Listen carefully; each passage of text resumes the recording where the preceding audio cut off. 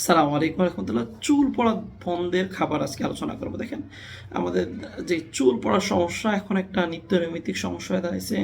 মোটামুটি প্রতিটা পরিবারেই আপনি কম বেশি পেয়ে যাবেন যে চুল পড়ে যাচ্ছে, এবং চুল পড়া নিয়ে খুবই বিরক্তকর এবং খুবই বিরক্তকর সমস্যার মধ্যে সাফার করতেছে চুল পড়ার সমস্যা নিয়ে। সুতরাং এই চুল পড়ার সমস্যাটাকে নিরাময়ের জন্য আমাদের খাদ্য অভ্যাসের মধ্যে পরিবর্তন আনতে হবে। কারণ আমাদের বেশ কিছু খাবারের ঘাটতির কারণে, বিশেষ করে ভিটামিন ই ঘাটতির কারণে, ওমেগা 3 ফ্যাটি অ্যাসিড ঘাটতি থাকার কারণে এবং ভিটামিন ডি ঘাটতি থাকার কারণে এই খাবারগুলো আমরা একদমই কম গ্রহণ করি। এত কম গ্রহণ করি যা বলার কোনো বাহিরই রাখে না, যার কারণবশত আমাদের দেহের মধ্যে আপনার নিঃসন্দেহে যে সমস্যাটা দেখা দিচ্ছে চুল পড়ার সমস্যা, তার পাশাপাশি আমরা পানি কম খাই, বিভিন্ন সমস্যা। তো আজকে এই বিষয়টাগুলো নিয়ে জানবো। সুতরাং চুলকে মজবুত রাখার জন্য আপনাকে প্রচুর পরিমাণ ওমেগা 3 ফ্যাটি অ্যাসিড খেতে হবে। কারণ কেন প্রচুর খেতে হবে? কারণ আমাদের দেহে প্রচুর পরিমাণ ঘাটতি আছে ওমেগা 3 ফ্যাটি অ্যাসিডের। 100 জনের মধ্যে 80 থেকে 90 জন মানুষেরই ওমেগা 3 ফ্যাটি অ্যাসিডের ঘাটতি আমাদের দেহে রয়েছে, যার কারণে আমাদের চুল পড়া একটা মেজর ডিজিজ একটা সৃষ্টি হয়েছে।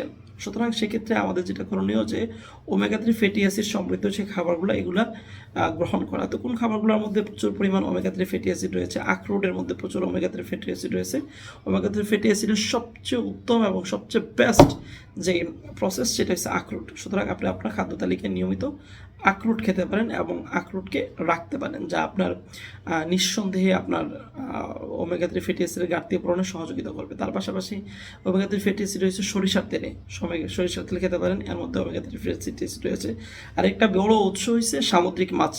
সামুদ্রিক মাছে প্রচুর পরিমাণ ওমেগা 3 ফ্যাটি অ্যাসিড রয়েছে। যদিও আমাদের দেশে সামুদ্রিক মাছটা সহজলভ্য না, আমাদের নিকট এটা সহজলভ্য না, এবং আমরা চাইলেই সামুদ্রিক মাছ পর্যাপ্ত পরিমাণ গ্রহণ করতে পারতেছি না। সুতরাং সেক্ষেত্রে বিকল্প হিসাবে ব্যবস্থা নিতে পারি। সুতরাং আমাদের খাদ্য অভ্যাসের মধ্যে চীনাবাদাম, কাঠবাদাম এগুলোর মধ্যে প্রচুর আপনার ওমেগা 3 ফ্যাটি অ্যাসিড রয়েছে। তার পাশাপাশি পর্যাপ্ত পরিমাণ পানি খেতে হবে।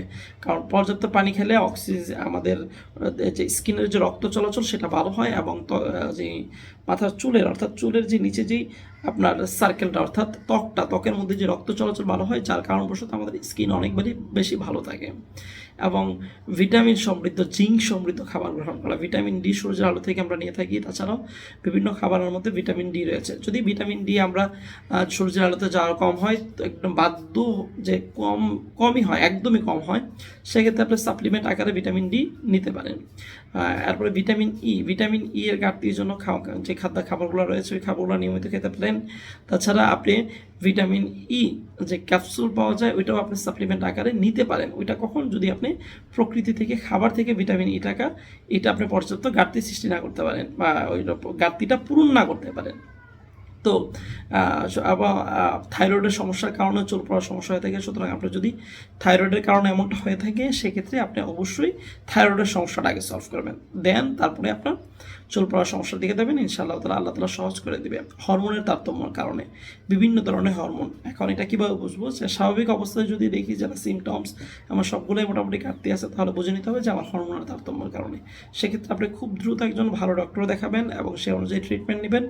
দেখবেন যে আলহামদুলিল্লাহ আল্লাহর অশেষ রহমতে আপনার চুল পড়ার সমস্যা থেকেও আপনি পরিত্রাণ পেয়ে গেছেন। প্রোটিন জাতীয় খাবার ঠিক রাখুন। প্রোটিন জাতীয় খাবার যদি আপনি ঠিক মতো না গ্রহণ করেন, এটা যদি আপনি আপনার খাদ্য তালিকায় না রাখেন এবং গ্রহণ না করেন, এটাও আপনার জন্য অনেকটাই দায়ী, এবং এটা আপনাকে শারীরিকভাবে অনেক বেশি সমস্যায় করে দেবে এবং আপনার চুল পড়ার সমস্যা সৃষ্টি করবে। তো প্রোটিনের ঘাটতির জন্য আপনাকে, এবং ভিটামিনের ঘাটতি এবং ওমেগা 3 ফ্যাটি অ্যাসিডের জন্য একটা উত্তম খাবার হচ্ছে ডিম। দৈনিক 1 থেকে 2টা ডিম আপনি খেতে পারেন, যা আপনার ত্বককে তো ভালো রাখবে, ভিটামিনের ঘাটতি তো পূরণ করবেই, জিঙ্কের ঘাটতিও পূরণ করবে এবং প্রোটিনের ঘাটতিও পূরণ করবে। সুতরাং আমরা আমাদের খাদ্য তালিকায় ডিম রাখতে পারি। ডিমকে সর্বসম্মত খাবার বলা হয়। ডিম এমন একটা খাবার যার মধ্যে অনেক ধরনের উপকারী দিক রয়েছে। সুতরাং কেউ যদি চায় যে না, সে সব ধরনের উপাদান কম পরিমাণ হলেও পেতে চায়, অর্থাৎ নাই মামার চেয়ে কানা মামা ভালো যেটাকে বলা হয়, অর্থাৎ কোনো কিছু না থাকার চেয়ে এটাই ভালো। তো সেক্ষেত্রে আপনি যদি ডিম খান,